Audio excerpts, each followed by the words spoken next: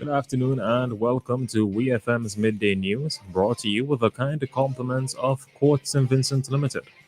Pick your daily reward from the Quartz Ready Cash Money Tree. Every customer is a winner with every loan of $3,000 or more from Quartz Ready Cash. Plus, you get to enter to win a weekend for two at Sandals. No deposit, no collateral needed. All you need is your ID, proof of address, pay slips, job letter, and two references. Visit your nearest Quartz or Ready Cash location today or apply online at www.quartz.com. Get more for 2024 with Quartz Ready Cash. We are ready when you are. Conditions apply.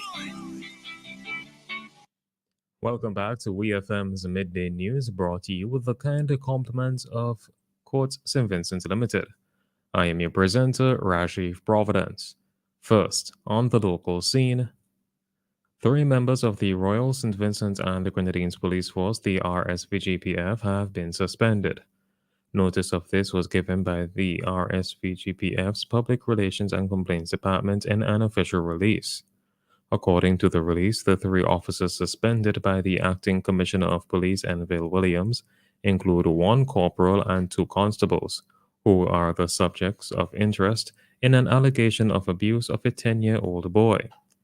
The suspended officers would receive half pay pending the outcomes of the investigation. The police, in their initial statement on the allegations, asked the public to bear with them on the matter as it is probed.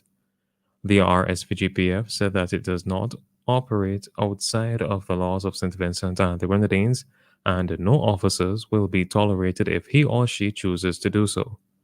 They reiterated that police abuse and allegations of police abuse are not policies of the RSVGPF. The Ministry of Health, Wellness and the Environment has issued a warning to residents of St. Vincent and the Grenadines of the harsh effects of Saharan dust. The meteorological services at the Argyle International Airport, in an advisory issued on Sunday, January 28, 2024, advised that St. Vincent and the Grenadines will be impacted by increasing levels of haze caused by a thick plume of Sahara dust. An initial occasional film of haze is possible across the islands, progressing to moderate haze with decreasing visibility across St. Vincent and the Grenadines. The Ministry of Health, in their release, advised the public that particles contained in Sahara dust can cause a dry cough, sore throat, itchy, watery eyes, sneezing, and a runny nose. The ministry says that concentrations of the Saharan dust may severely affect persons with respiratory diseases, such as asthma, and persons with pre-existing heart disease. The elderly and children are also vulnerable at this time. Persons with respiratory issues and allergies are asked to always keep with them all medications, including asthma inhalers, needed to manage their conditions. Still on the local scene, the World Pediatric Project, the WPP, has teamed up with the local nonprofit organization Helping Hands SVG.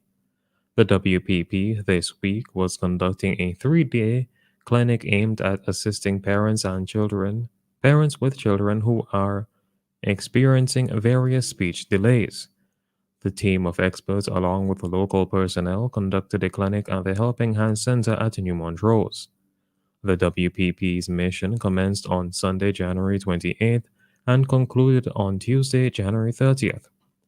Since the start date of the 28th, the team has seen approximately 130 families. American speech and language pathologist Sarah Cunningham encouraged parents to integrate playing with toys in children's routines. Ms. Cunningham said that the priority is to ensure that both parent and child are comfortable and the child is engaged in the activity that would help to prompt progress in the child's development. On to news in the region. Antigua and Barbuda has signed a memorandum of understanding with a Chinese hospital for a cancer vaccine. Antigua's Minister of Health, Molwyn Joseph, says this development could lead to the country being the first in the Caribbean to offer a cancer prevention vaccine. According to the Antiguan health minister, the vaccine could become a reality within the next 2 years. Minister Joseph was part of the Antiguan Prime Minister Gaston Brown's delegation that visited China recently. He said during his time there, he visited the hospital with which the MOU was signed, and he was blown away by the equipment that they had in the facility. The Minister of Labor in Guyana, Joseph Hamilton, has deemed a strike planned by the Guyana Teachers Union, the GTU, to be illegal. He said his ministry has made formal communication to the union, informing them of the illegality of their planned action, which is expected to take place from February 5th to 16th. The Guyanese Labor Minister said that the General Secretary, Coretta MacDonald, and the executive of the GTU are fully aware, based on the correspondence between the union and the chief labor officer, that they were attempting to have him override procedures and the stages that are necessary for good labor relations. He called on Guyana's teachers not to be intimidated by the Guyana Teachers Union into taking strike action, as he gave the assurance that he will do all in his power to protect their rights. On the international scene, Prime Minister of Israel Benjamin Netanyahu has committed to continuing the war on Gaza. The Israeli leader rejected a proposal by Hamas to end the war and release captives in exchange for withdrawing Israeli forces. The agreement will also see the release of prisoners held by Israel and Hamas's governance over Gaza be accepted. According to Al Jazeera, Netanyahu is under growing domestic pressure to bring the captives home. He said that accepting Hamas's conditions would mean leaving the armed group intact and that Israel's soldiers would have fallen in vain. Netanyahu earlier repeated his opposition to an independent Palestinian state, insisting he would not compromise on full Israeli security control over the entire area in the west of Jordan. Finally, in sports, Manchester United manager Erik ten Hag says footballers need discipline on and off the pitch. His comments came in a week in which England forward Marcus Rashford has had to take responsibility for his actions after reportedly twice being seen in night spots in Belfast, Ireland. Rashford then reported ill for United training on Friday after flying to Manchester from Northern Ireland. He did not feature in Sunday's FA Cup win over Newport. Ten Hag refused to speak about Rashford's situation when he addressed the media before his side's Premier League trip to Wolves on Thursday.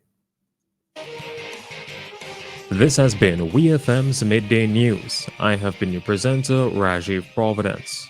Join us again at 3 o'clock for WEFM's 3 p.m. news. WEFM's Midday News is brought to you with the kind compliments of Quartz St. Vincent Limited. Save up to 30% store-wide. Now that's unbeatable value you will love. Find it only at Quartz.